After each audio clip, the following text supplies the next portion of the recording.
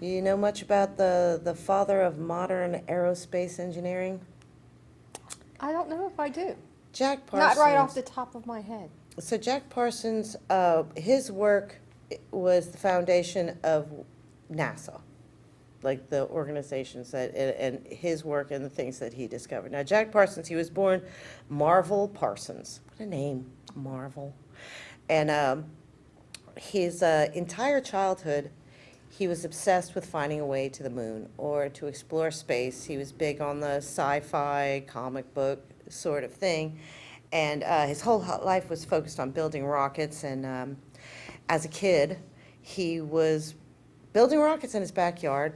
And he was a smart kid, but his grades started to suffer. So his mom put him in, what is it? It's Brown Military Academy. And he was expelled for blowing up a toilet. I get I that. love that. I love that. So he was continuing his experiments. And toilets. And toilets. Well, he went to college for physics and chemistry. He started a group that were making rockets, and they had some official name, which I can't remember, but everybody called them the Suicide Squad because they were always damn near blowing themselves up. Like, they had to move off campus because they were causing damage to property. So they moved, what is it's the Devil's Den in California is where they said they were going to go. And they started calling them the Suicide Squad because they blew them, about to blow themselves up. They got the attention of the U.S. Air Force, which hired them, recruited them. Like, Jack Parsons never graduated from college, but he didn't have to. He was recruited by the military to form the Jet Propulsion Laboratory. Of course. Potential scam. It's always a 210 number. Yeah. They call me all the time. So they continued the research with the Jet Propulsion Laboratory, and at this point, he meets Aleister Crowley and gets into the occult. Now, he was a big old occultist. Did some really, what I would consider dumb stuff, He met Aleister Crowley, got into the occult, started doing sex magic. He started his own occult group that performed such sex magic orgies, so his wife left him, naturally. Well, I guess. He started dating her 18-year-old sister, who was very much into the orgies. She liked that sort of thing. So they got along great until he met L. Ron Hubbard, who was, yes, Mr. Scientology himself, L. Ron, who was just a science fiction writer at the time. In fact, I think the money that he stole from Jack Parsons was the seed money that started Scientology. Incidentally, L. Ron, the whole reason Scientology started is because he made a bet with a friend that he could start a religion that people would follow. And bring Tom Cruise into it and then make everybody clear. And then that's how Scientology got started. But they became good friends. Parsons was doing all kind of magical workings, and he believed that he could summon a goddess named Babylon, who he thought would be his magical companion, right?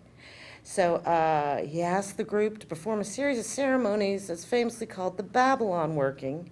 It was focused on bringing forth the Scarlet Woman who would give birth to the Moonchild. That's a child conceived of magic and a magical being.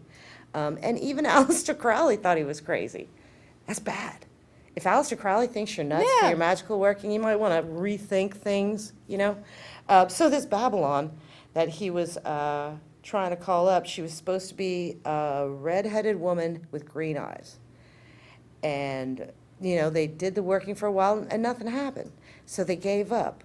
Well, 2 months later, he meets a woman named Marjorie Cameron. And I read a lot about Marjorie Cameron even before I was reading about Jack Parsons, and she was a redhead with green eyes. So he met, got it. She just kind of manifested there, So during all of this, he got fired from the Jet Propulsion Laboratory for his cult dealings. Exploits. Yes, his exploits, if you will. He was making them look bad, Never mind that I think it was the CIA was investigating him, like they had any room to talk, investigating him for being a spy. But after he lost his job at the Jet Propulsion Laboratory, L. Ron Hubbard was like, hey, I want to start a boat business in Florida. Jack Parsons like, cool, here's 20 grand. L. Ron's like, thank you, steals his money and his girlfriend and takes off in a boat. And so this fucking fraud, all right? L. Ron. Oh, L. Ron. And you know, so many people, like, they're deep into the Scientology thing. Well, yeah, because they brainwash you. Yeah. I watched the whole show on it. They make them, like, go through memories until they're, so to say, clear Yeah. of the memories. And then, like, they have to donate so much money to get They have to work. Like Yeah. Rena, what was her name? The one that was on King of Queens. She said that she had to work as a maid and give all of her money to Yeah. the church, before she was an actress. Jack Parsons had to take him to court to get his 20 grand back. That's, Betty regrets meeting L. Ron Hubbard. oh, God, we get to Marjorie Cameron.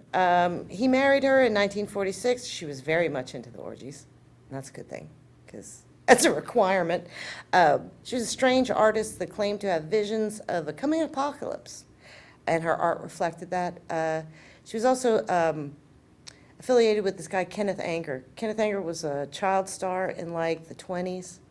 And in the 40s, he wrote Hollywood Babylon. It was a Oh, book. yes, okay. I loved, I had it at one point, I don't know where it went, but it's scandalous. That's how I found out. That's how I found out that Rudolph Valentino's lover once gave him a golden dildo from that book. But Marjorie was in this movie that Kenneth Anger did called The Inauguration of the Pleasure Dome, Oh, shit.